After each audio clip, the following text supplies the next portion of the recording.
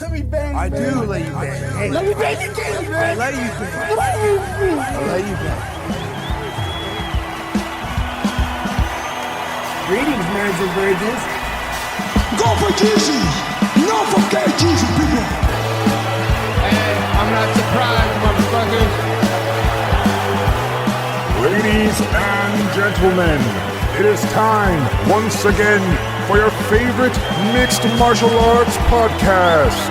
Recording out of Los Angeles, California, it's MMA Roasted with Adam Hunter. Who the fuck is that guy? Who the fuck is that? What's up, people? Welcome to a brand new MMA Roasted Podcast. I'm here with the legendary Don Frye. Show McCorkle. You popped up on my TikTok feed, by the way. Did I really? Yeah, because it was like worst UFC debuts ever. And I thought they were going to say I was the worst. no, The... it was you beating Mark Hunt. It was him. So it couldn't be that I made the best debut. It had to be he was the worst. Yeah. Unfortunately, that kind of was the case. But it's funny though, because you always talk about how he almost hit you and you still felt it. And I watched it in slow motion. He was pretty close. Dude, his jumping left hook, I remember it's like when you're the catcher in baseball and you know you're standing a little too close to plate because you heard the baseball bat go right by your face, you know what I mean, or whatever. But it was like, when you're in there, it felt like a movie, like The Matrix or whatever. I'm sure it didn't look as impressive as it was, but I remember thinking, holy shit, that would have knocked me out if he'd hit me with that left hand. Because it was just so much faster in person, man. It's so much faster when you're in there.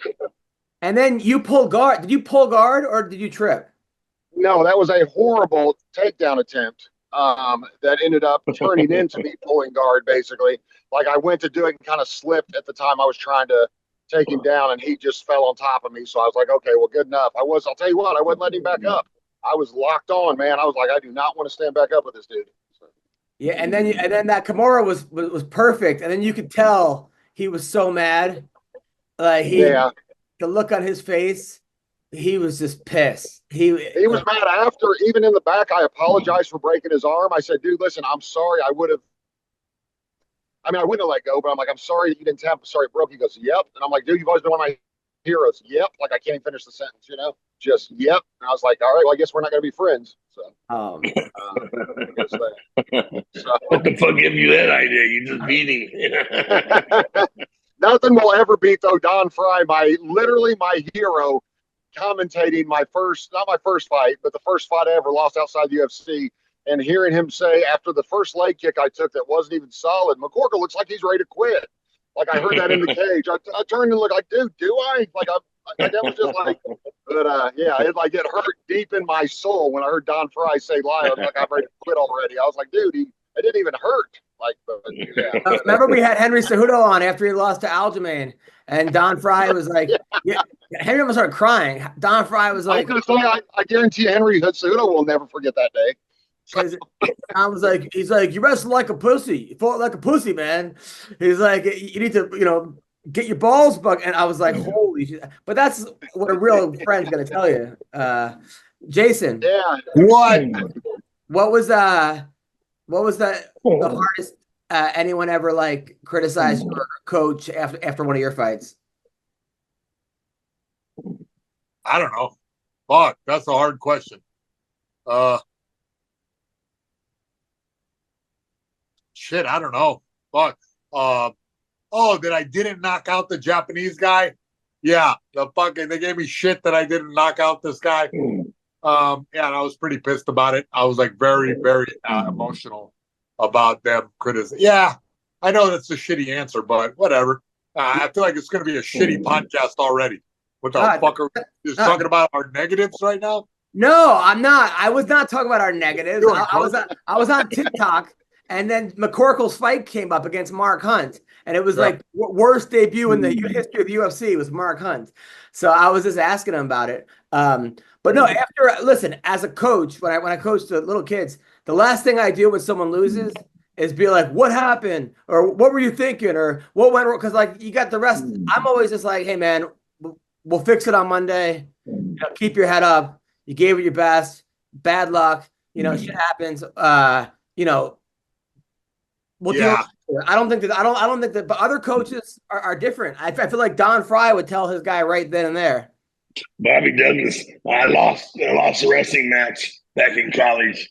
I lost a lot of them, but one of them, we were all the way in Pennsylvania, and I lost. And Bobby says, Don, I think that your social life is interfering with your wrestling. Because he knew I like to go out and drink. Yeah. Was Bobby right? Oh yeah, he was right. You're damn right. The worst is, you know how it is when someone hurts your feelings and they're not trying to, it hurts way more than when they're trying to. You know what I mean? Or whatever. It's like when they're not trying to listen, no offense, but you gained some weight. And I'm like, what part could I not take offense to that on? You know what I mean? Like, it's like, which part of that was not supposed to be offensive? But when they're not even, when a coach is like, listen, dude, you look terrible in that first round. You're like, thanks. That's what I realize that. I do realize or listen, you lost that round. Like, are you kidding? I was on bottom the entire round getting punched in the face. Why would I have lost? Of course I lost that round, but then, when they don't mean to hurt your feelings. My wife is like, she'll be like, oh, it's so funny. My friends think you make so much money. I'm like, that's hilarious. That's yeah, that's funny, honey. Thanks a lot. Meanwhile, this kid that I used to this kid in my high school, right? He basically got kicked out of my high school for being too annoying, driving everyone crazy. He was something. He was special. Is that an expellable offense? Too annoying? Yeah, dude. He was always getting in trouble. He was a bully. He'd pick on all the kids. He was funny though. It was actually kind of a funny bully, but he was just an idiot. And then I saw him at the reunion, like 30 years later. He got kicked out of the reunion for going up to girls and being like, you could have had this. And then is this a Fight Club situation where the plot twist is you're talking about yourself? No, not me. I didn't get kicked out for being too annoying. But I got this friend. It burns when he pees. What should I tell him? So this guy was like, so this guy was telling all these kids like, and then someone was like, oh, I heard you're dating the guy, and then someone's like, oh, was that the black guy you used to? And then he goes, ew. Like, so then this girl got fucking flipped out. They threw him out of the reunion for being too annoying, right? So something's wrong with this guy. I think he's like a pretty bad alcoholic, right? So so the guy writes randomly, a teacher from my high school says to me, hey, Adam, I hope that you take up that guy's offer and then beat that shit out of Chris for $100,000. I was like, huh? Like, I didn't know what he was. The cash? Yeah. So then he posts on like Facebook, real money on the table, no bullshit. Not like a parent manipulating Hyde, where I went to high school, that you'll never see back your entire life, right? Because I went to this boarding school for troubled kids, yada yada, or kids who needed to refocus their energy. Anyway, he goes, yeah, that's hard to believe. He goes, I challenge 3 naysayers to a fight, no questions asked. I'll call Dana if you want me to set up the line. And he goes, Adam Hunter, $100,000, any place, anywhere, anytime. I have the money in cash. We're training on Monday, bro. Let's get it done. He goes, put it down. I know you love money more than itself, Greenberg. That's my last name. So it's a Jewish thing, right? So then you with the anti-Semitism. Yeah. So then, come on, bro. You gotta do it for your culture, Adam. Dude, I hit him up, right? I go, are you serious about the $100,000 to fight? He goes, yeah, when and where? And then he goes, do I call Dana or Gutfeld? I'm like, okay. So I go, dude, we don't have to involve any of them. Give me $50,000 deposit. I'll show up tomorrow and let's do it, right? And I was like, do you need my Zelle? He goes, I love you, man. We don't have to rush into this and make it happen. And we can have it in the fall. So then, you fucked up. You should have called him out on Facebook, like in a public forum. You're like having a back alley deal. Let him wiggle his way out. So fuck that.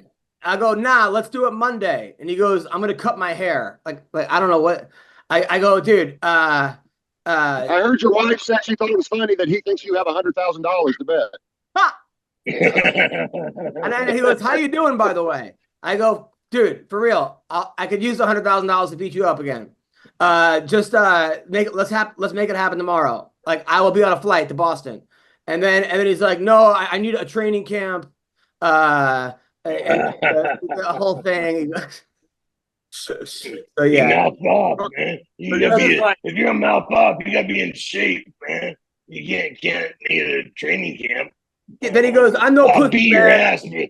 He goes, "You're still the best wrestler, but I could kick your ass. Do you have $100,000 to back it up with?" Now he wants. I go. I just wrote "go to bed," and he goes, "Yes, sir." So that was the end of.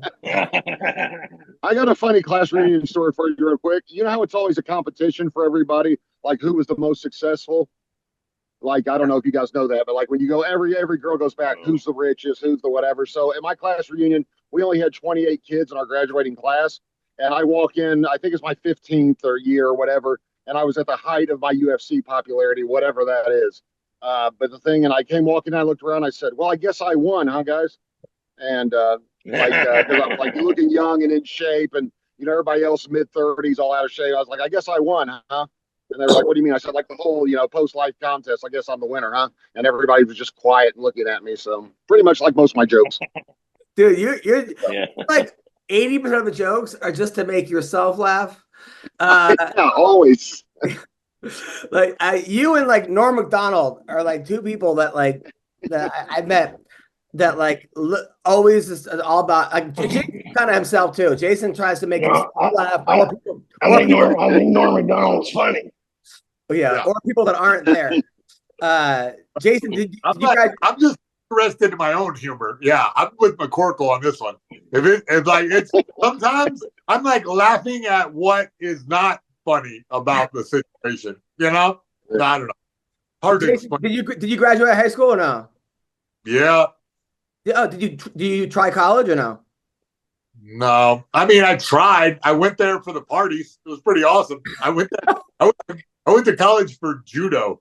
That was it. But did you enroll in the school? Or San Jose? I enrolled, but I never gave the payment. So I guess I technically wasn't enrolled. Dude, there's this comic I know who like is always he's always walking the crowd. Like he'll be like, "How'd I do?" I'm like, "Some people stayed, right?" And then he's always like, "Hey, get me into the Laugh Factory." I'm like, "I can't." He's like, "Why?" I'm like, "Because it's called the Laugh Factory. If it was called the Frown Factory or the fucking Refund Factory, this dude never, right?" So he always like he's on some website where sugardaddies.com where he tells these girls he's gonna pay for all this shit. He never does. He's been thrown off like 10 of those. And then he wants to write a book called Confessions of a Sugar Daddy. I'm like, "But you never actually pay anybody." Like that's Wow. That's the confession. Does he bang the girls though? Yes, he bangs the girls and then fucking goes them. Like anyway, I bring this up because when he was 30 years old, he's a big guy. He went to like a local college that he didn't go to and tried out for the football team, and made the second round of cuts. But he didn't go to the school. He just wanted to like be on. He thought he could like get away with being on the football team, but he's playing with like 17-year-olds. He's like 30, and then eventually they like called the police and like got him out like off the premises. He's just assaulting children. What a son of a bitch. That's great. And if you want to do that, you got to join middle school wrestling coaches. Yeah. I know that there was oh god, what was I going to tell you? Damn it! It was about Dave Herman. I don't know. I think Don fought Dave. You fought Dave Herman, right, Don? Way late in your career. Well, yeah. Never trained a day in his life. Just freak athlete. Really, just naturally talented. He's once said jiu-jitsu doesn't work on me and blah blah blah. But I guess he was a state champion wrestler in high school, but barely went to practice. And he went to IU's wrestling practice his freshman year and was basically ragdolling people there that had been there 3-4 years, or at least couldn't get taken down or whatever. Like, "Would you be interested in wrestling?" Like walking on, and he goes, "As long as they don't have to come to practice." And they were like, "No, seriously." He said, "No, seriously. Like, no, I don't need a scholarship. I don't need anything. If I don't have to come practice, I'll wrestle for you." And the guy was, I guess the coach, I was told the coach was like, "What the hell? We need another heavyweight." You know what I mean? Or whatever. So let him try. So he ended up his senior year. By the time it was all said and done, he finished like 7th in the country his senior year and swears to this day he attended a total of like 10 wrestling practices his whole career, like 4 years there, you know. Dude, sometimes But kids he's just have that. Dude, we had a kid naturally talented, man. We had a kid in middle school when football gets out. We had this kid who was black, and he shows up, and he's like, we had a match. He's like, "Can I wrestle up to in the match?" And I'm like, "You never wrestled before, but okay." So we put him out there. He gets in I'm like, "All right, man, just get in a 3-point stance, and just tackle the kid, and then let him up." Right? So he does that. He gets to the football stance, like wraps him up, like not even elbows in, like wraps the kid up, throws him on his head, lets him up. We end up building a score like he wins like 18-7 or something. He did never. I felt so bad for this other kid that probably went to every single practice, and all he did was. Parents had him dedicated to wrestling his whole life, and he just gets beat by a football player. Like, well, yeah. Jason, you ever have any of those super athletic, freaky kids you're coaching? Yeah, like I have a little kid that was like 11, but he's like 16-year-old body. I'm like, dude, all he does is headlock the bejesus out of all the little kids and like breaks their jaw. It's very frustrating, dude. It's really frustrating because I have to like spend every class teaching headlock escapes, and still nobody gets out of his headlock. Yeah. It's real. Dude, let me just put this kid in the older class, but they won't let me. I'm like, come on. When Joe Rogan said that you had retard strength, right, and during your fight, why did he say that about you? Dude, I don't know. I just can go to like some weird goon thing where I like will take it up to another notch, some kind of adrenaline fucking psychoness where all of a sudden, yeah, I get retarded strong. But did you ever roll with Rogan?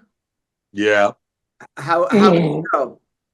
Yeah. I mean, there's a reason he knew I had retard strength, you know? Yeah, exactly. Yeah. No, what's this latest? Look, man, I don't know if you've been watching YouTube, and I don't know what's wrong with my algorithm, but there's like a Joe Rogan hate industrial complex right now. Dumping on his. It's Brendan Schaub's fault. It's literally Brendan Schaub's fault. I think you might be right about that. I think the residual hate from Brendan Schaub, and the weird thing about it is that I'm here on the podcast with Sean McCorkle, the king of the Brendan Schaub haters. Okay, you literally your name on the Zoom is Schwab sucks. Okay, and I didn't know that. Godly amount of hate. It's so far gone. The Brendan Schaub hate is so far gone that it's kind of hacked at this point. Like maybe you don't understand. You don't understand. He'll DM me like 50 things in a row about Schaub, and I'll just either ignore it like he's not talking, or I'll just be like cool, like or like I'll give him a thumbs up. He knows I don't give a fuck about this. Like I don't understand.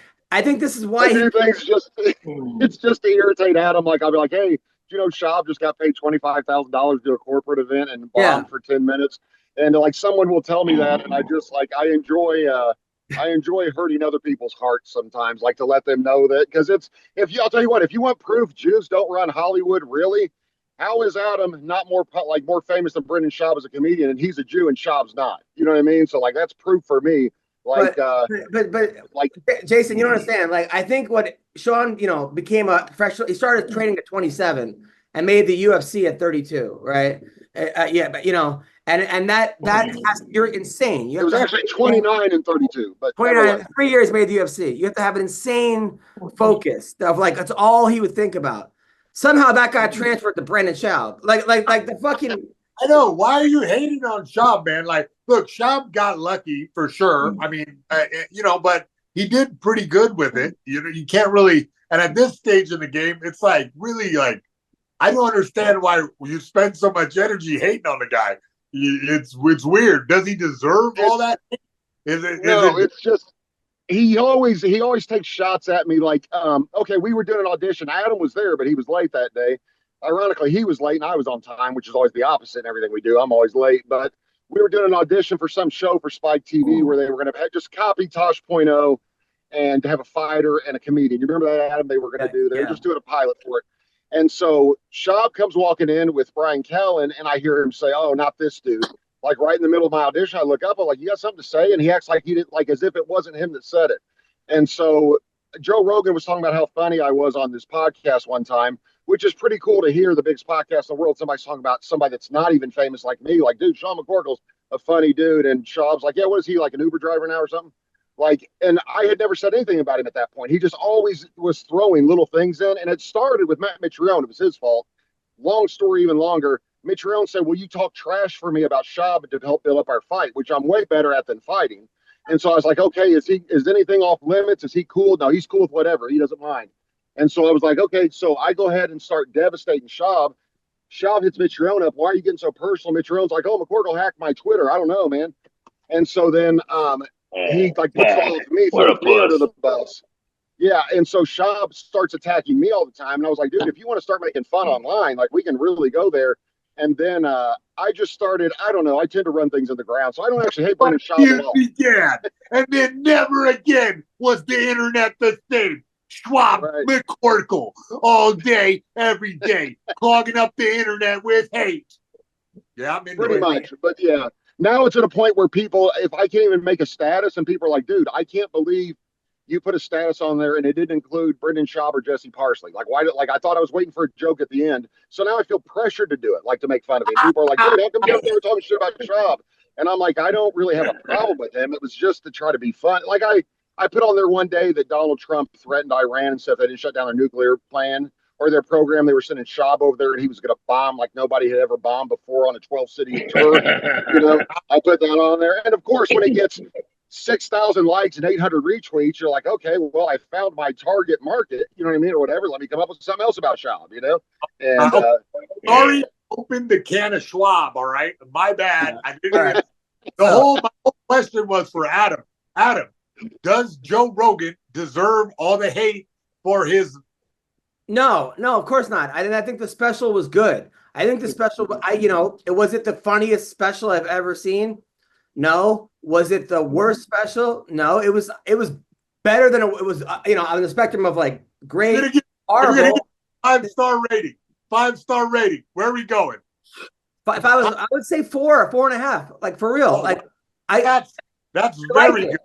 I liked it, but the thing is that if I had to critique it, and the honest critique was that he screamed every punchline, and I don't know if that's because there was 15,000 people there, and 15,000 people and you want to make sure, and you're treating it like it's 15,000 people. The problem with doing that is on camera, it doesn't look as good, it doesn't sound as good, and it's like he oversold all the jokes, and because. And a lot of, I felt like it kind of took away from the jokes because now you're more focused on the screaming than what he's actually saying. I was going to say I enjoyed it because I have 50% hearing loss in my left ear from popping my eardrum, and I was actually able to hear every joke for once. So there was no problem at all in hearing the punchlines because he was yelling the entire time. So that's not a critique. Is that it's like it's like seeing I'm not Sam Kinison. Like that, even Kinnison would start off real slow and this, and then the end, whereas like Rogan would start off with it was nowhere really to go with it because it was already there. So to me, what's more fascinating is the fact, because I agree with you. It was like, you know what I mean, like a good, solid special, is funny or whatever. But to me, the standard that YouTube is holding him to is crazy. Like crazy. They're like totally hating on him. Like every different, it's crazy. Like I don't know what I tapped into the algorithm, but every one of my YouTube, I literally have some guy who has like 200 followers hating on Joe Rogan. I don't know why YouTube is trying to poison me against old Rogies, but it really is. There's something going on. No, I mean, I thought I liked it. I was going to say there really is legitimately a website with over 1 million members that hate Brendan Schaub, and anyone associated with him, then they start catching it too. So because they're like, it's Rogan's fault, he's famous, and so that 1 million people, they call them homeless cats. Long story. They have all anyone like now they hate Chris D'Elia because he's associated with him. Now they hate like anybody that goes on his show. They hate that. Now they hate whoever takes his shirt off all the time. They hate that guy now, the Bert Kreischer guy. Like they all because he was friends with Schaub. So like it's just it. I mean, dude, 1 million people can do a lot of stuff when it comes to. It really is amazing. Like 1 million people online can really can't be what the algorithm. And I don't know why I'm not catching strays. I go over there sometimes. Look, all of a sudden, if you become the most successful, whatever, people just they love to build you up, and then they love to take you down. If people Always. aren't hating you, you're doing something wrong, you know. But also, I think with Rogan, you know, I think a problem a lot of times with headliners is that it used to be if you were like a huge fucking headliner, right? Let's say you were even Chris Rock, you would see Chris Rock at the Comedy Cellar, you know, working on his new shit, having to follow Dave Attell and the Godfreys and all these people. And they would just be, and they would get wrecked for a while because it just took them a while because they had to get their thing. But now everyone's just doing their own headlining show. So Rogan's going to shows where everyone's, even Brendan Schaub, you know, Brendan Schaub didn't have to really follow like the killers. He just kind of did his thing and then went out and toured it. So I think that the crowds were his crowds. But then you put it on TV and you're like, man, if you're not one of his crowds and listen to his podcast, you're like, you know, what's going on here? So I think that's also an issue. I had a show in Vancouver last week. I was in Vancouver and I was asking this couple and I was like talking about eating vagina. And I was like, sir, you eat a vagina? He goes, yeah, from the back. Everyone started dying, but like, I'm like, what? So you go through the ass to get to the vagina? That seems like a long road. But Jason, I feel like that's something you'd be into. Buddy, listen, you've been married way too long, bro. You forget the joy of poking your nose on a brown eye and you know what I mean?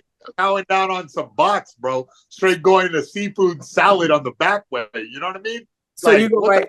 Yeah, so you go right to the I mean, you can avoid it. You know, just keep your nose pointed up, like you know you're stuck up, and you know poke your chin outwards, and everybody has a good time. I don't understand. You know what? Yeah, your old lady is just making you. No. I look. I'm all about 69 and stuff. I don't really like to eat my old lady's ass too much. I guess after showers and stuff, you know. But and then there was. Why do you want to take a shower before you do that? I like that. I think I'm going to use that. Is that okay if I use that? Right. Have at it. And then there was a Chinese couple, like straight from like I didn't realize how like they must have just got here from China, right? And off the boat. Yeah, right off the boat, right? So then I'm asking them, I'm like, oh, do you guys are you guys having sex or something? And then the guy goes, there's 5 billion of them. Yeah, they have sex. Yeah. Well, he goes with my wife's parents' permission, and everyone just started like dying, like with her permission. Like, what do you call before you fuck her? Like that's. It sounds like It sounds like your audience had all the punchlines that day. 100%. Jason, did you have to call John Cleese before you had sex or no? Text them. You had to text them. Nice. Bill Dawes just getting out of jiu-jitsu. Now, did you guys watch the fights last week? Oh yeah, Yes. A little bit. All right. Yeah. My quick thought on Israel Adesanya. I think he still beats almost everyone in that division. But whatever, bro. He looked old as shit, tripping right. over his own feet. You know, he just got sloppy after he like beat the guy for 4 fucking rounds and then tripped over his own feet to fall down to damn.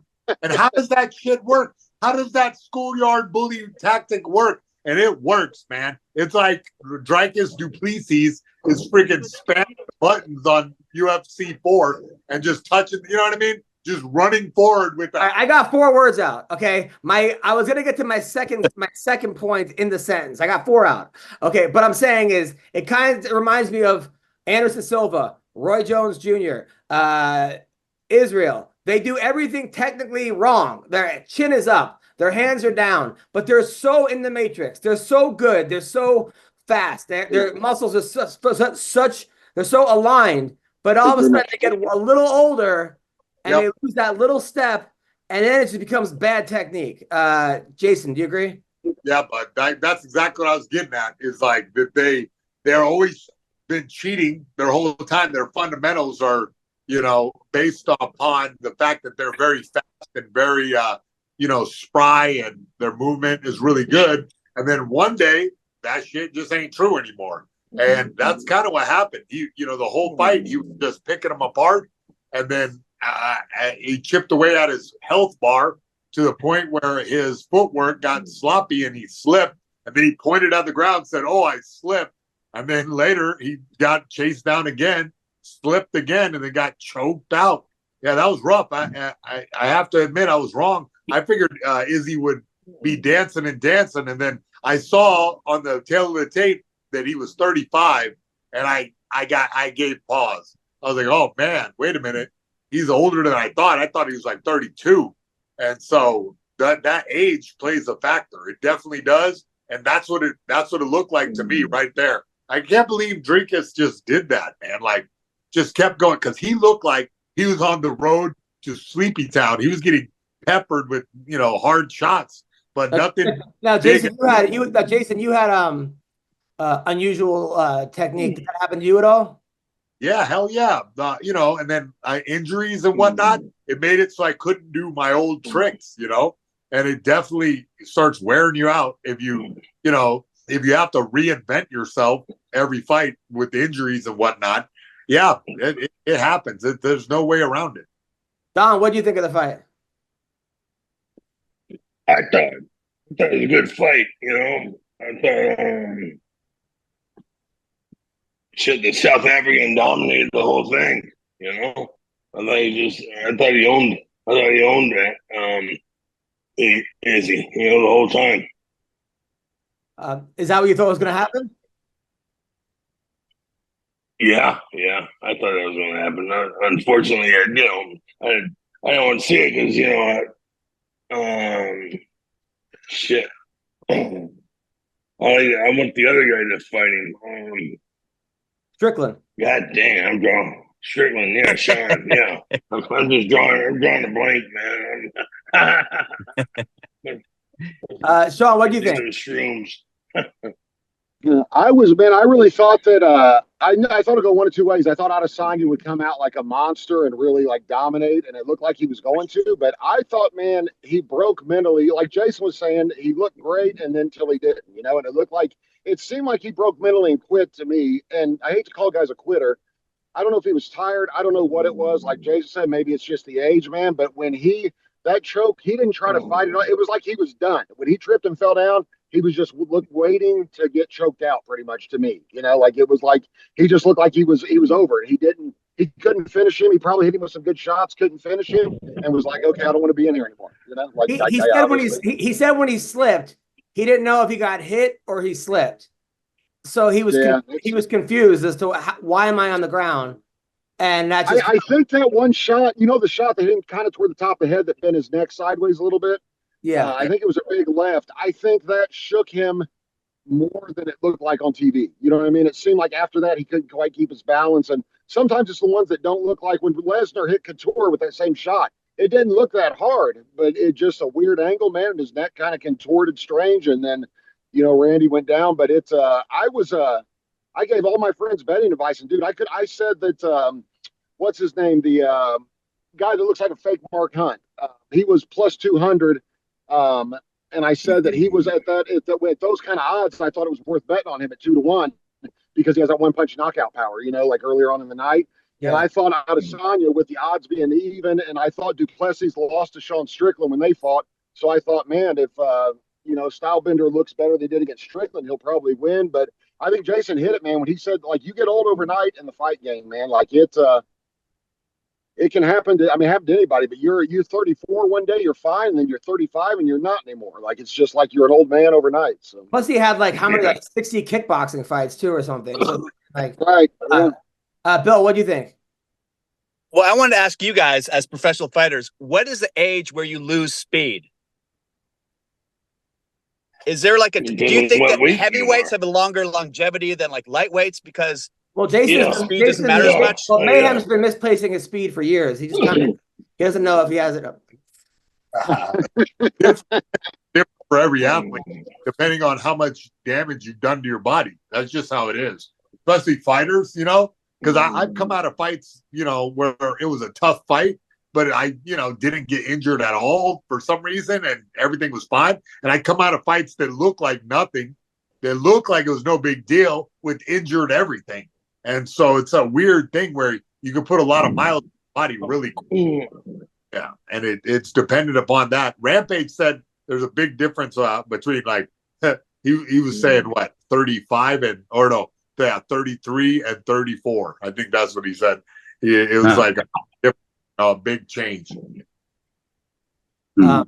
So all right, and do you want to talk about any of the other fights or no? I mean, they were good fights, right? What are those guys' name? What was that guy's name? Adam, the Australian. It was the Dan Hooker. Oh, Dan Hooker fight. That was pretty badass. Like, it was weird because that was a good fight. That was a brawl, wasn't it? What do you think about that, Don? I was surprised, man. But I think it's funny. They bring somebody in there to lose, and then all of a sudden he wins. It's just a shocker. It's a shocker to everybody. Even it looked like it's even a shocker to Dan. That he won, and he was getting ready to retire. And then all of a sudden he's winning, and now he's gonna have to get off the retirement couch and start training harder. Yeah, you got a second win, second contract. I mean, second career.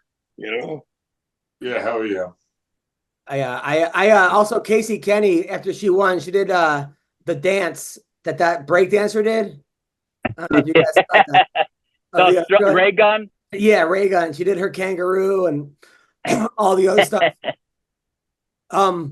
Now, by the way, so in some MMA news, by the way, Marab, who's supposed to fight, Marab is supposed to fight Sean O'Malley.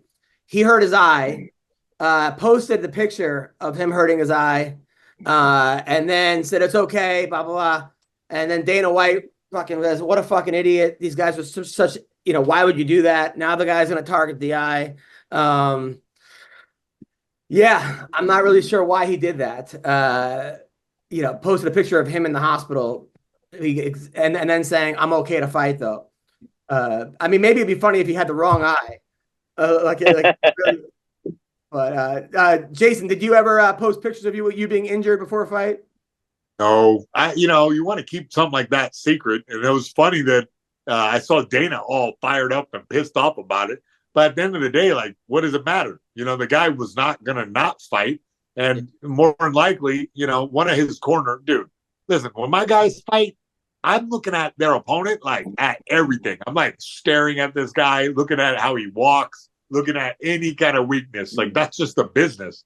You're gonna pay attention. His corner was gonna know. Like, Tim Welsh is gonna pay attention to what is going on with his opponent. But yeah, the guy was cut wide open, and I'm sure he couldn't hit it anyway. And it's funny to make Dana angry about it. What? Isn't there some psychological warfare if the injury isn't as bad as the opponent believes? So you're kind of like playing possum a little bit, like, oh, I'm so injured, and then you're really not that injured. Yeah.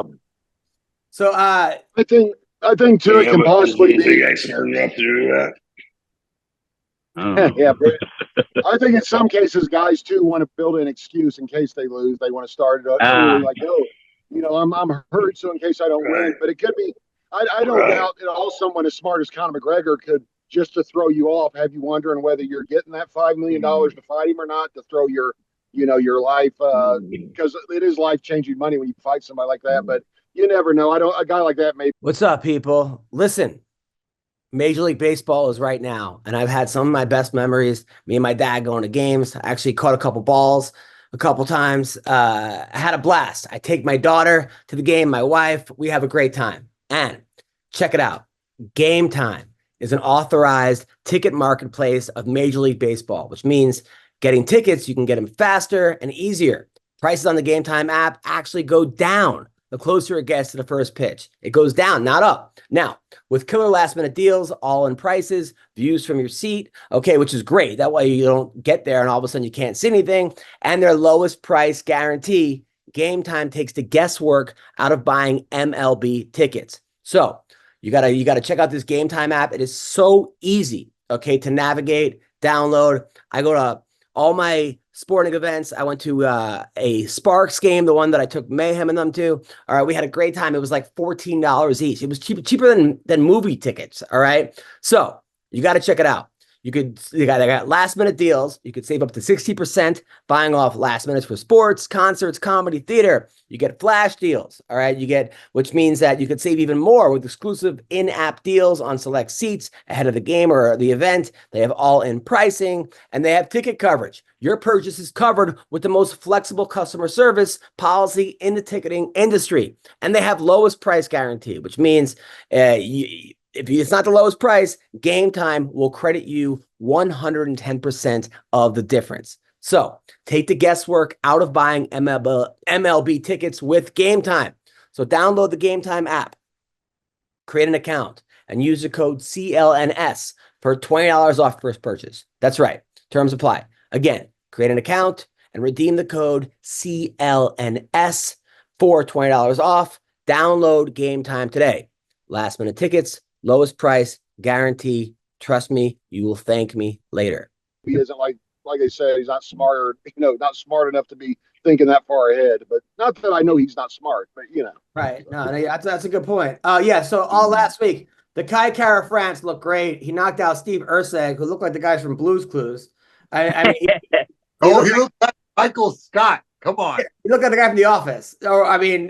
And Kai Kara Francis went in there and just wrecked him. Dan Hooker, right? Like that was a good fight. I didn't see the Rosenstruck versus Tai Tuivasa fight because I was on stage. People said that one judge gave her to Tai Tuivasa, but they couldn't believe that happened. Is that Jason? I don't know how on earth you could I don't know. It must have been his cousin. You know how all those Samoan guys have a cousin where it must have been his cousin because this guy was just coming forward. He went forward a lot, but he just got peppered with shots the whole time. And Rosenstrike was just having a kickboxing clinic on the guy. No big knockout or anything, but no knockdowns really, but just a technical display of I'm better at kickboxing than you. I don't understand why he doesn't even attempt a single or not even a feint of a single or double just to throw him off a little bit. It's just he's walking straight forward, throwing a big right hand, walking straight forward, jumping in left hook, walking straight forward, big right hand. It's like, dude, see that coming from a mile away, Yeah.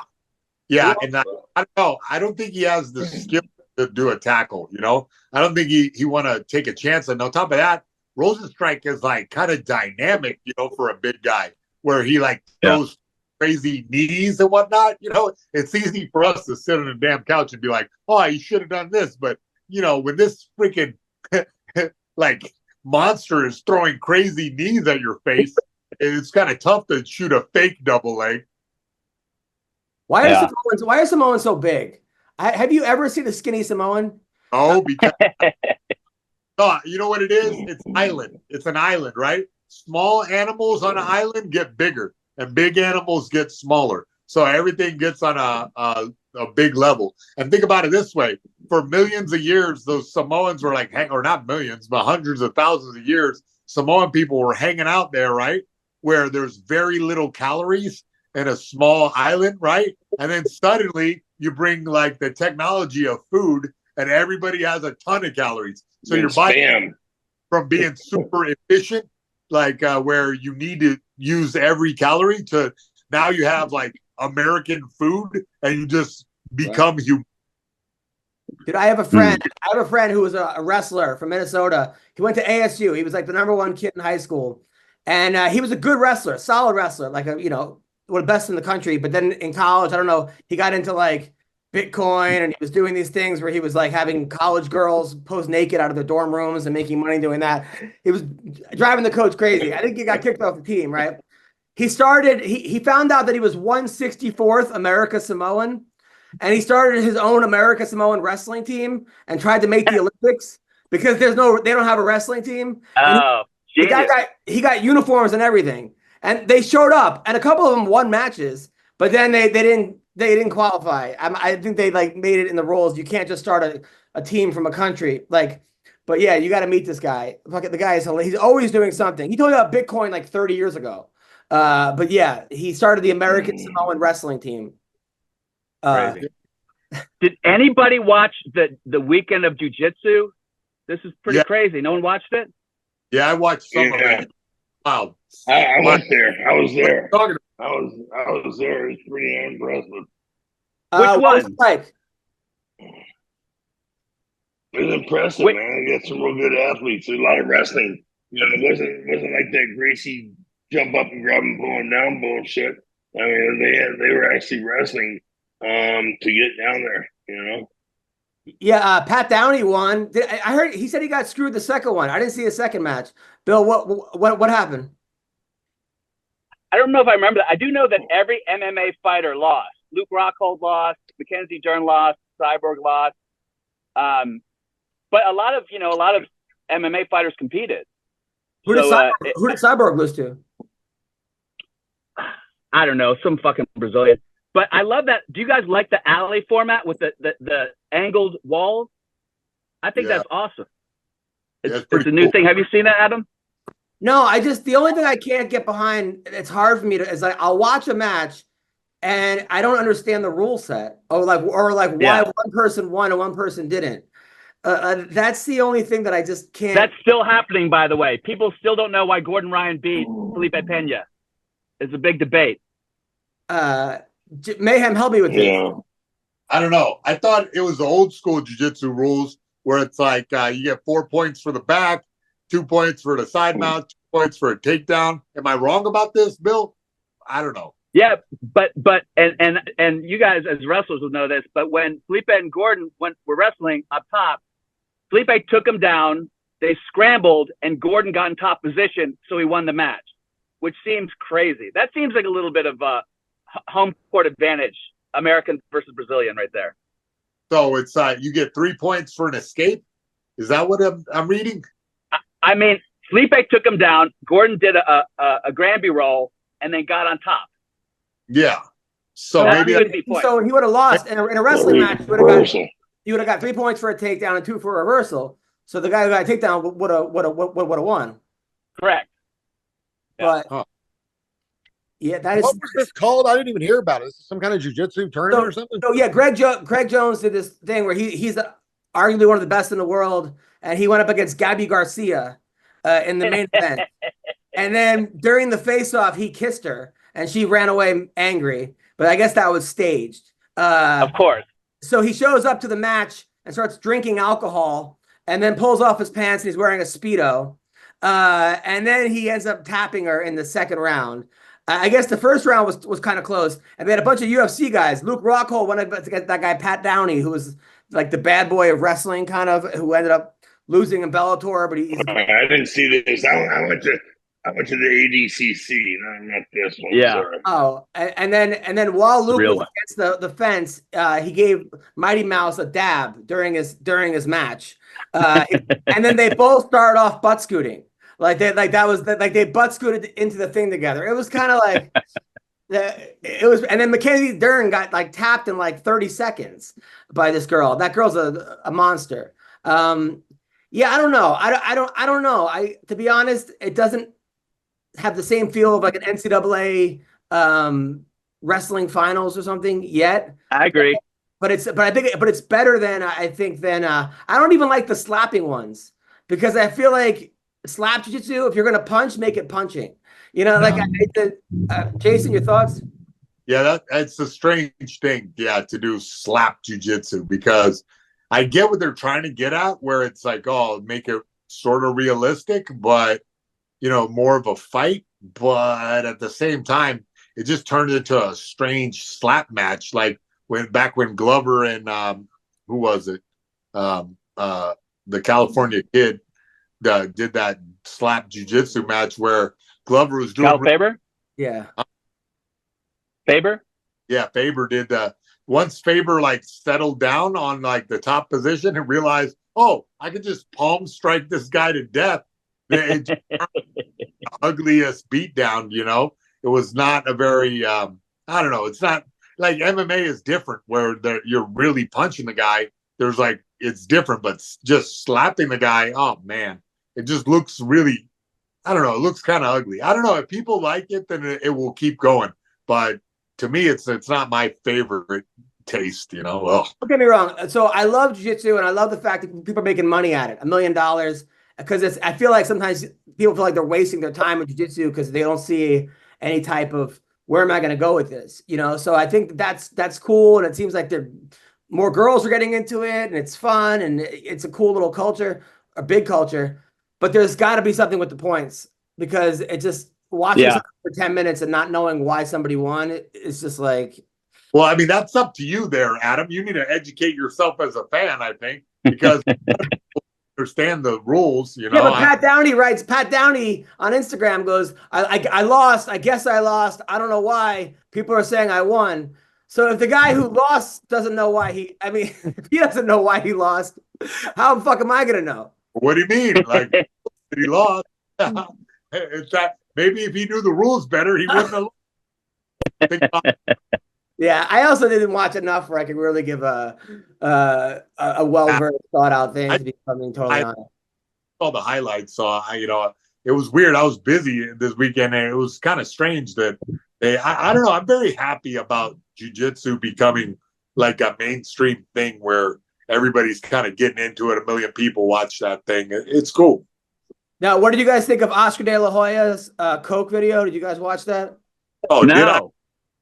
I mean, look. I thought I assumed every video with Oscar De La Hoya and it was a Coke video. Was there a new one? Like you see Oscar De La Hoya on cocaine? Like which time? All right, hold on. Let me find this. So was he in drag? No, he wasn't in drag. No. Again? No, he wasn't in drag. Let me see if I can find it. So yeah, De La Hoya has a new girlfriend. All right, he's married, and to be honest, like she's had too much work done. Like if I'm keeping it real, like she's a pretty girl, but like everything is fake on her, including her ass, you know. And that's the worst. As fake as Oscar De La Hoya's attraction to women, so it works out. Oh, come on. I'm like, I've never really been. Exactly. I don't know why girls are doing this Brazilian butt lift. Some guys too. I don't see it. I don't see, like, because you see the person's not really that in great shape, and then their ass is just, it's like almost like it's like you see like a car with like a really like expensive hood, but the car's all fun. It's weird. So anyway, I'll show you guys. Here's the. You mean like a 1987 Cadillac that's $1,500 and $8,000 rims on it? Kind of, exactly. So here's De La Hoya. Which one's De La Hoya? Oh, that ass is ugly. Yeah, work out. Is this is actually real or a deep fake? Yeah, no, this is real.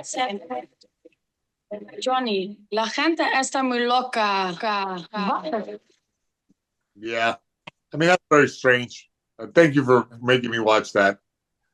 Yeah, like you remember the cartoon characters, like when they're black and white, and it was like racist caricatures. That's what that looked like. Yeah. Don still reads those. That was the greatest analogy of all time, I think. So, yeah. So, what do you think about that, Mayhem? You think De La Hoya was on coke or drugs? Like, I mean, whatever, bro. You know, as somebody who like fucked his life up with drugs a lot of times, I will say like, hey, bud, if you're not getting busted, who's gonna complain? Like this guy is like on a yacht dancing with a girl who has more plastic surgery than 10 transsexuals. So good for him. You know what I mean? Like, but she posted that. She posted it. That's the problem. I know what do you mean? I know she's proud. What are you talking about? Yeah, she had her plastic surgery costs more than your house, bro. Like that's true. That's true. I'm saying. So I'm just telling you, she's proud of what she's doing. Also, there was a fight at a Padres game, and then this is where I think watching too much MMA and boxing, bad technique videos, or really good fighters goes bad for you. So I'll show you this fight that happened at this Padres game. It started off, the guy was doing okay. All right, so can you guys see it? I seen it. He looked like Roy Jones Jr. at the beginning. Yeah. He like swing and a miss, swing and a miss, swing and a miss. He's rope-a-doping right now. But look, here's his problem. is that he never put any offense out there. So right now he had 3 chances to counterpunch. He slip. And finally, old white boy figures it out and just starts throwing bungalows and connects with a good one. Luckily, his girlfriend comes and saves the day. Watch. Oh, man. See, he just starts, just laying into him. Now this guy's ruined his Sunday. It's funny because he was dressed to beat up his girlfriend, and he ended up in a fight with a man. That's what's odd. So. But the defense was good at first. At first, he was actually, I was pretty impressed by his defense. Looked like he boxed before. Yeah, it looks like he knew what he was doing at first until he didn't. Do you think he only worked on defense? I guess. I don't. Yeah, maybe he's the little brother and always has to dodge like that and forgot that you can actually punch back. Fuck. That was but he didn't get hurt though, right? It didn't look like he got hurt. Yeah, he got a bloody nose. Yeah, I mean, he got that, and it went viral. It didn't help. Now, Don, did you ever work defense? I feel like your defense is all offense. No, I never worked defense. No. I worked it. I worked it in a training room. Yeah, but then, no, I didn't. I'm lying. Never did. Did your coaches ever tell you to move your head? No. I'm sure they did. But I didn't listen to them. But move your head into the punch. His knuckles are going to get sore before long. We just keep this up. His knuckles will pay for it. But I did have one time. I boxed a pro boxer, a decent pro boxer before, and I had a broken nose. So the coach who was his coach said, "Hey, you can't hit him in the face because he's got a broken nose right now. He doesn't want to wear the headgear." It's like an MMA fight coming up, so you just can't hit him in the face. And I beat the shit out of that dude. Like when he couldn't hit me to the face and I could do whatever I wanted, I beat the shit out of a pro boxer. It was because he couldn't do anything. Like he couldn't, what's he going to do? Hit me with body shots and just keep taking, you know what I mean? Uppercuts. Like after a few minutes, he was like, dude, I don't want to do this. Like to his other guy, I can't punch you. He couldn't touch my face, but he had to just sit there and just take a beating. Otherwise, I felt like a superstar that day, man. But Don, I mean, when you're fighting against Takayama, was that the plan? Grab the back of his head and punch? No. If you watch, he hit me with one of the first couple of punches and knocked my feet. My feet swept out from underneath of me. And so then I had to grab hold of him to keep from going to the ground. You know? So that's what happened. He knocked my feet out from underneath of me. Oh, wow. I didn't realize. I thought maybe your goal was to just grab him and then just hit him like that. It was because you were falling down. Yeah, I was hanging on for dear life. Did you know that, Mayhem? Did you know that? Oh, yeah. No, I remember that. Yeah, that like the guy was so big that Don was getting kind of shoved around. It looked like a schoolyard fight. And Don I remember that. He hung on his head, and that's how now that hearing confirmation that that's what happened, because I figured that guy was so massive that he was fighting that it was like a weird situation that I bet Don doesn't have to really deal with before. And then suddenly it just turned into a bar brawl. The nice part about that is that guy's head was so big, it didn't matter what Don was aiming for. He was still landing him right on the chin. Like he was throwing body shots, still hit him in the face. Sean, did they offer you Brock Lesnar? Sean? No, they never. Brock would have beat me up, most likely, I would think. But I would have liked to fight Brock Lesnar, one, because you're not going to fight a worse opponent with a bigger name. Like I always try to fight Wes Sims or somebody like that. You know what I mean? Like the worst guy I could fight with the biggest name. But I always set on Brock, man. And Cain Velasquez proved it. Shane Carwin proved it. A lot of guys proved it. Brock is awesome when he's the hammer and you're the nail. But as soon as there's any resistance, man, he folds quick. Like when a guy starts putting it back on him, he doesn't like, Pat Barry. I guess since Pat Barry never called me back, and he should have years ago when I needed something, I'll say this, but Pat Barry was getting paid $2,000 a week to go spar with Brock, and they said, listen, you can only hit him at 25, 30%. And Pat's like, dude, I can't keep him off me at 20%. I gotta be able to do something back. Like, well, Brock doesn't like getting hit. And he said, well, obviously he doesn't like getting hit. Like, watch his fights. But Pat Barry did it a couple days. He goes, dude, I'm not getting a brain damage or concussion here every day because he can swing 100%, and I got to take it easy because Brock. And you see, what you see in his fights, he's never been hit before because when he gets hit, if you've never been hit before and you don't have eye discipline, you start turning away. Everybody, if you're not used to getting hit, it's just natural to turn away, to kind of flinch back. You have to get used to the point where you see a punch coming and you're going to eat it, and you're staying on target and staying in the pocket. Yeah, that's insightful, bro. Yeah, I was wondering why Brock Lesnar looked like he'd never been hit before, and it's because he never been hit before. Never been hit before. Yeah, that's the truth. You weren't allowed to hit Brock in training. So. Well, what happened? I don't know if you know, Jason, but Brock went to go train with Don Frye and Mark Kerr, and then Mark Kerr cockblocked Frye from showing him what to do. What? Yeah, he grabbed that tattoo on Brock's chest and blocked it. Don, isn't that kind of what happened? Yeah. Brock flew into Phoenix to meet to see a strength conditioning coach, and that guy called what's his name? Kerr. Mark Kerr, and so Kerr came down with Lesnar, and just a fucking idiot. He was a fucking idiot. We try and show Brock something, and Kerr would get in the way, interfere, and no, that's not. He didn't know what the fuck he was talking about. It's crazy. Yeah. Crazy. It was kind of like Mayhem was saying earlier. Like I remember in college basketball, sometimes you're playing against a guy who's a future NBA player, and they're like angles, like your coach is saying angles matter, athleticism doesn't matter. I'm like, well, why is the most athletic guy usually the best then if it doesn't matter? But true. Kerr's probably telling Lesnar, you don't need to learn defense, you're going to be too big, too strong, or whatever, but which works until you're not too big and too strong for somebody. Then you got to have the technique. You know what I mean? It's they both show up in the same weight, right? Yeah. So same thing with jiu-jitsu. The best people are the people on steroids, period. Right. Yeah.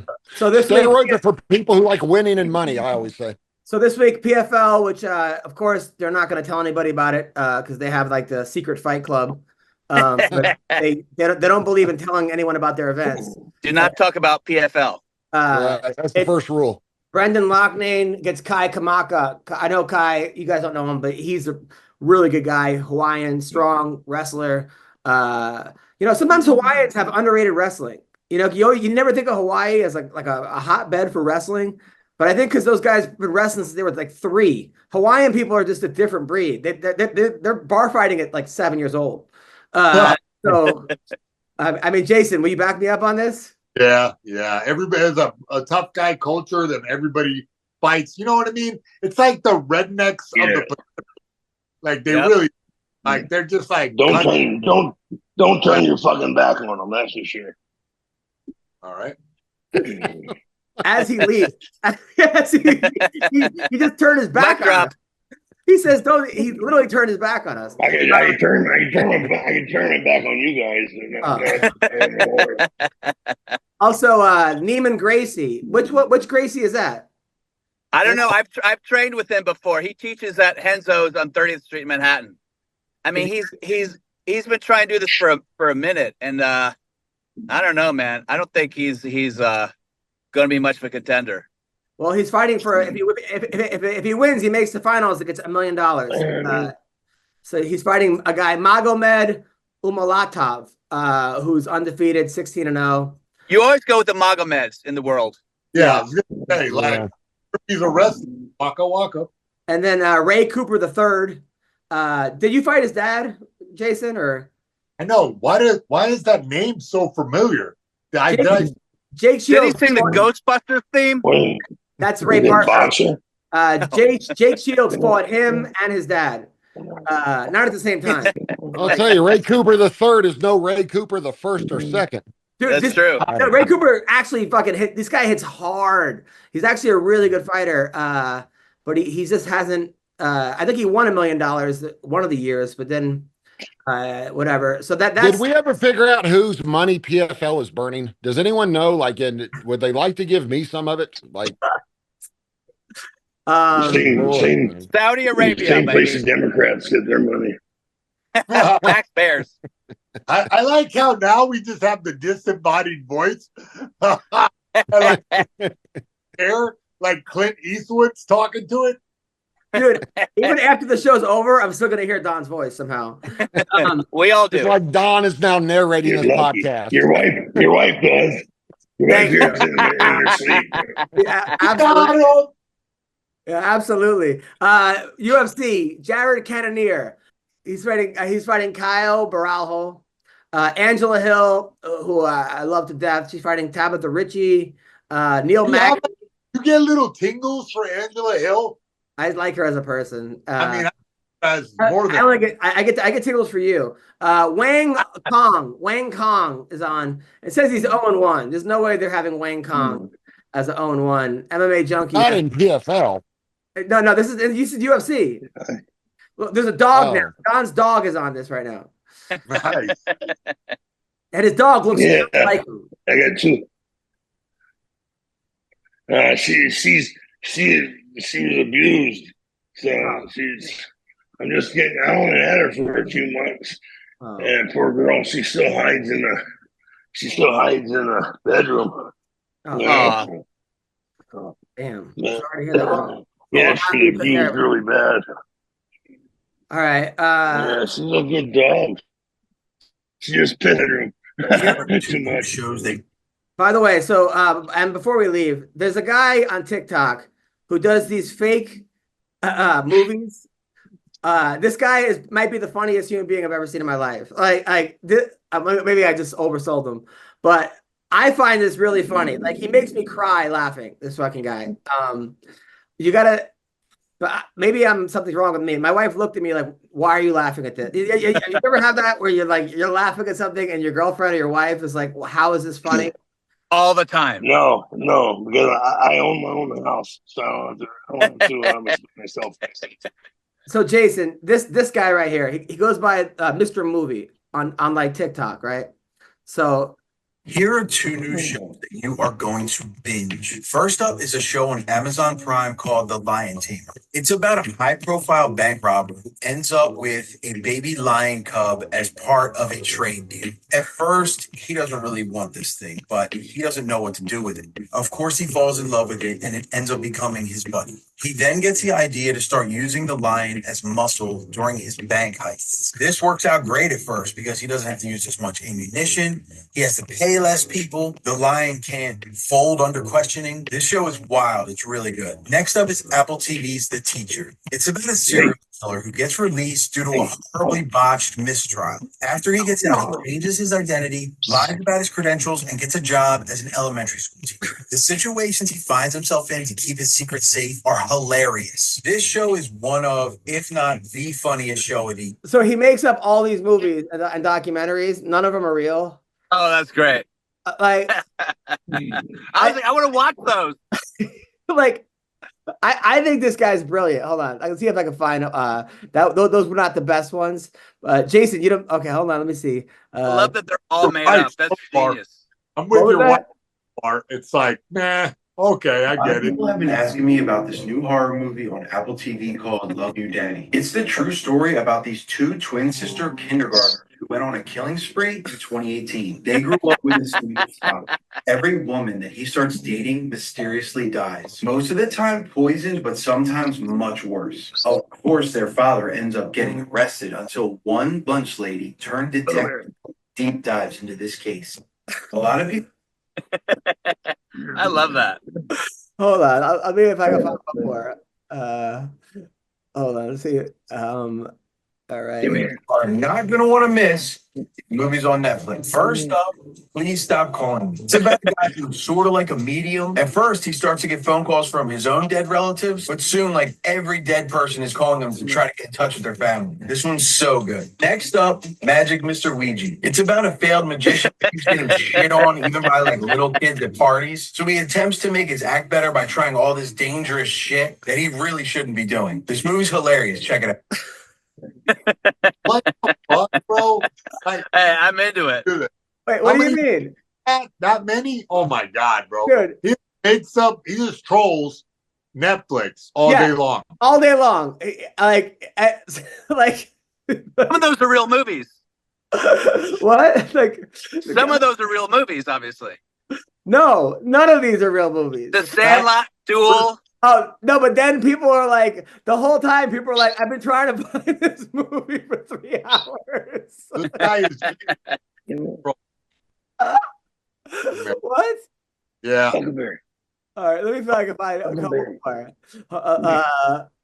It's like some of these are, I don't know, dude. I got into like a deep dive, and then I just started fucking like I started crying. Like I was actually crying. Hold on. The funniest movie of the year just came out on Netflix, and it's perfect for date night. It's called Dumped. 2 dickhead best friends have a competition to see who can get dumped the most times in 1 year. They can do whatever they want except for break up with the girl. This one's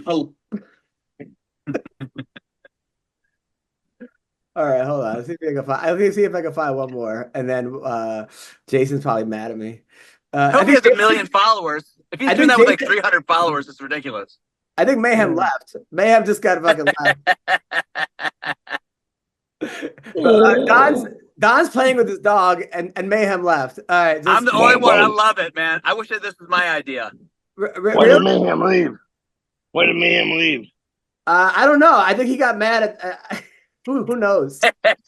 John. So there's a guy on Netflix. All he does is make up movies. All he does is like make up movies that like aren't real. And I don't know. I think it's hilarious. And then reviews them. Yeah, and then reviews them. And people spend all day trying to find these movies. Here, don't be giving me any ideas because this sounds very entertaining. On perfect for date night. First up, we got this movie called Spoon. Spoon is one hilarious movie about this guy who gets addicted to cereal, so much so they need surgery. His doctor's name is ironically McCorkle. Next movie's called The Girl in My Living Room. Holy shit, this is easily one of the scariest movies I've ever seen. You won't be the same person after you watch this. These movies on Netflix are a 10 out of 10. Hold on. Look. The Girl Man, in he My is Living wasting Room. people's time, isn't he? You're an animal likes documentary. Wasting everyone's time. This Netflix documentary is called Cat. It's about a cat whose owner unfortunately passes away, and the cat is left in a New York City apartment alone for 10 years. The things this cat does to survive will blow your mind. If you're an animal who likes that. I love it. Hold on. You guys want to watch some more? Horror movies on He's Netflix. got some terrible premises, I'll tell you that. Perfect for date night and cuddling with your boo. First up, we have a movie called Scalpel. It's about a doctor who sews animal parts onto his patients. It will give you pain. Next up, we got a movie called Pants Filled. It's about a psychopath who attaches non-removable underwear to his victim and literally scares the shit out of them. These horror movies on Netflix will have you terrified. Oh, God. Hold on, a couple more. I love this, man. I love it. I haven't had it. These movies on Netflix are a 10 out of 10. Perfect for the whole family. First is a movie called Tony's Diner. Tony's Diner is one hilarious movie about a disgraced fast food worker who has dreams of opening up his own diner that serves his famous cream chip beef with a twist. Next up is the award-winning Netflix docudrama, Come With Us. It's about a childless couple who embarks on a road trip, adopting non-potty trained orphans along the way and acclimating them to normal life. These feel-good movies on Netflix are You gotta wonder what's wrong with now. Like, what is wrong with someone like doing that, dude? Like, what is? Hold on. I'm not sure what to watch on Netflix. Got you covered. First up is this really crazy documentary called Google. It's about a baby who was born in Peru and at 6 months old starts speaking fluent Italian and nobody really understands it. Next up is the award-winning Netflix documentary Pizza. This one's really cool. They go to hundreds of cities trying all sorts of different kinds of sliced pizza and not sure what to watch on Netflix. Got you covered. First up is this really. Oh, God. That's great, man. What are they going to do when someone makes a movie like that and he claims they stole his idea? Like, he goes back, like they actually, like, it sounds like a good idea for a movie, and he's like, hold on. And copyright a premise. You are not gonna want to miss these movies on Netflix. First up, Malarkey. Malarkey is one hilarious movie about a homeless guy that finds a winning lottery ticket. He tries to travel the world with the winnings, but he's just really not that intelligent and has no idea what he's doing. This one had me on my ass. Next up, Snapshot. It's about a guy who takes way too many pictures on his cell phone and all his friends rag on him for it. But then he realizes a lot of pictures he took on a vacation are evidence to a cold murder case. This one's really cool. Check it out. You are not going to... I love how he doesn't try too hard to sell it either. He's just like, hey, if you want to check it out, do it. If not, he just says the next one, like every time he posts, people are like, I spent all fucking day trying to find this movie. Hold on. This horror movie on Netflix will have you fucked up. It's called Save Yourself. When I say this is a scary movie, that's a severe understatement. Most of you won't make it through this movie in one sitting. This horror movie on one sitting. There's no movie. Hold on, one more. But then he does Sandlot. This brand new horror movie on Netflix will have you fucked up. It's called Brushed. To say this is a scary movie is a severe understatement. Most of you will not make it through this movie in one sitting. This brand new horror... I like how his fear ratings are how many times you have to stop the movie and go back to it. Like, I've had too much fear for today. I got to go. I'll rewatch the rest of it tomorrow.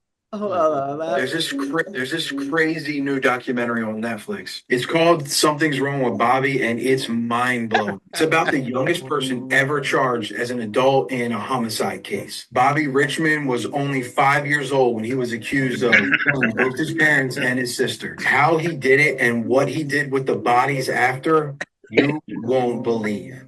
There's this Dude, you could sell some of those movies. Like, you really could. Like, some of those, I'd be like, I would check that out to see what that's like. You need to hire that guy to review your special. Ideas. Yeah. He's just an idea guy. Oh, I mean, it's just, I don't know what, he has all this time to do this, to just tell people about these movies. This documentary that I'm about to show you, I've only seen it once in one sitting. I think I can watch it again. Disturbing documentaries are a lot scarier than horror movies, in my opinion, because it's real life. If you don't have a strong stomach, avoid this one. It takes place in Iowa. It was filmed in 2017, and it's called She. This documentary. It was very important. It was filmed in Iowa. It's integral. I mean, this is like I seriously had I was crying, laughing. Oh my God! Please send who this is. Is he on Instagram too? I don't know if he's on Instagram, but I seriously was crying, and my wife was like, "What do you think this is?" Like, why are you guys a real movie? What? Did you guys ever hear that book called Letters from a Nut? Yeah. No. Yeah. The guy that he would write letters, to corporations. And it would be like, he had an idea for the people that make Starburst. Take a Starburst and put a Skittle in the middle of it. And he would try to sell me the idea. And they would think, we appreciate your creativity, this and that. And he would just keep trolling them. This is before the internet. Just over and over again, like trying to write them letters, corresponding back and forth to sell his ideas. And they would just keep entertaining it. Like, we really do, thank you for your loyalty. And he would always slide in any job openings. Like, he would always throw that in every letter, it was, but it was, trolling before there was an internet. Like, there was a comic I know, this guy, I don't know his name, but he's kind of a genius in a lot of ways, but he would tell girls, he made a fake profile of him and the hottest girl, you've seen, right? Just smoking hot girl and him on Facebook. And then when he would go to this town, in Ohio, he would DM, he would look up hot girls in that town, and he would DM the girl from his pretend girlfriend, and be like, "Hey, my boyfriend is going to your town to do comedy. We have a rule that just you could blow him, but just don't fuck him. I could tell you're his type." And then he would then DM the girl and be like, and then he said 9 out of 10 times the girl would fuck him and be like, "Hey, don't tell Aaron about this." Meanwhile, there was no Aaron. He made up the whole thing. Dude, then he would do a thing where you know how you get those emails saying you won $5 million and whatever from Africa, you're a prince, whatever. He'd be like, "I have the check. I'll send it to you, but I need a picture of you holding your friend's dick." Or you and 10 guys butt naked, jumping around. And then he made a whole website of those pictures. Dude's a fucking psychopath, but crazy. Sounds like Sean. It sounds like something Sean would do. That's how he tells Adam this in confidence, and he puts it out on the podcast. Thanks, man. Yeah. Oh, Mayhem got a ticket. Fuck. For talking while driving or something. Yeah, that's fucking sorry. Yeah, no, he got a ticket, like a street cleaning ticket. Oh, A what? Street walking ticket. No, a street cleaning. I guess his car was parked on like a side where you need cleaning, whatever. It's $40. What in the world? So I know at one time a cop was giving me a $15 parking ticket, and he was like, "Dude, it's only $15." I said, "If it's only $15, you pay it. Since it's only $15, you know what I mean? Like that's all it is. Like, so that's not that much money. You go ahead and pay it." So I once drove away while someone was writing the ticket, thinking that they wouldn't get me, and of course, it didn't matter. They had my license. So what do you have coming up, Sean? Just same old stuff, man. I'm invested in that new business I'm doing. So it's the stories I could tell you, but yeah, it's doing things I shouldn't be doing, like climbing on ladders and manual labor and things that a man with a bad back has no business doing. So, what business you got? What? What business did you open? I thought you said, what kind of windows do you have? I was like, do you need some work done on your house, Don? No. No, long story, really quick. I had a guy that's, really quick. A guy that was a contractor that doesn't speak great English, and he needed somebody honest to go in business with him to sell jobs and basically go partners with him and be like set up a website for him, handle accounting, things that I've all done before in my other businesses. So it's going to work out great for me. I don't know about for him, but hopefully it'll work out great for him also. So, I try to avoid any manual labor anytime if I can. Oh, unless you have to put in some money. Yeah. You haven't invested any money, have you? No, that's the thing. I don't put up my own money on anything ever. Not anymore. Not after the last 5 things I did. So yeah. Bill, what do you got coming up? I'm gonna be watching ESPN with my dick in my hand. Pretty much. No, I got Laugh Factor every Wednesday, 8:00. Improv 9:30 next Thursday. Just local stuff in LA. I did Laugh Factor last week. I had to follow Dane Cook, who got a standing ovation. And really? Yeah, he was like saying like, yeah, I've done comedy 34. He was really funny. He's like, I did comedy 34 years. So I went on after him. I'm like, I've been doing it 35 years just to like, but I was so tired with such a headache. It didn't matter. I was like, I fucking rocked it because I didn't give a fuck. Yeah, of course. Like, yeah. But I'm going to be on Gutfeld this Friday. Nice. I'll be on the Greg Gutfeld show on Fox News. What do you got coming up, Don? I got to go over to LA.